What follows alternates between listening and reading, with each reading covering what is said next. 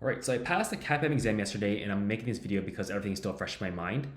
So if you're like me and you study extremely last minute, and you want to spend as little money as possible preparing for the exam while getting the most value, this video is for you. So the first resource I would recommend, it's a YouTube video called PMBOK Guide 6th Edition Process Explained by Ricardo Vargas. The reason why you want to watch this video is it gives you a very big picture understanding of the project management lifecycle and how everything flows together. Right. What I personally did was I recreated his project management process flow in Miro, and I made it into my own activity where I had to rebuild it from memory until I could do it correctly. This really just helped reinforce how the project lifecycle flows because a lot of the exam it's about flow and order of sequence, right? And once I was able to recreate it perfectly, I then just moved on to the next resource, which is the CAPM exam prep seminar by Joseph Phillips on Udemy. This fulfills 23 hours of the project management education. It's only like $20, right? And so honestly, I just picked the course that had the most 5-star reviews. This course went over every concept in depth, but I'll be 100% honest. I watched it at 2 times speed because most of the concepts are pretty straightforward and you can usually make a educated guess on what it means.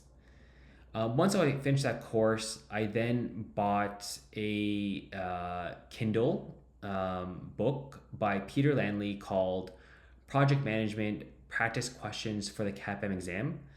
So this book has about 450 practice questions that you can do online, right? So you can buy it on Amazon for about $10 on the Kindle, and it gives you a link to the online questions. And these questions are very similar to the CAPM exam, right? I spent most of my time here.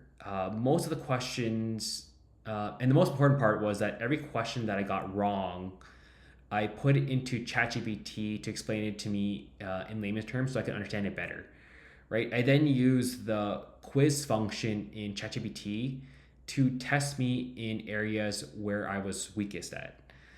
As you can see here, based on my results here, see here, I just passed exam on the 24th.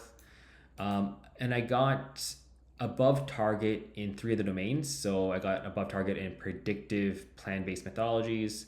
I got above target on business analyst frameworks, above targets on agile frameworks and methodologies.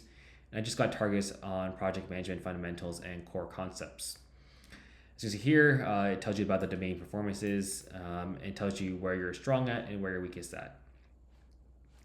With that being said, I hope you found this helpful. Again, in the next video, I'll talk about whether or not the CAP exam is actually worth it, mainly from the perspective of a recruiter who hires a lot of project coordinators and project managers.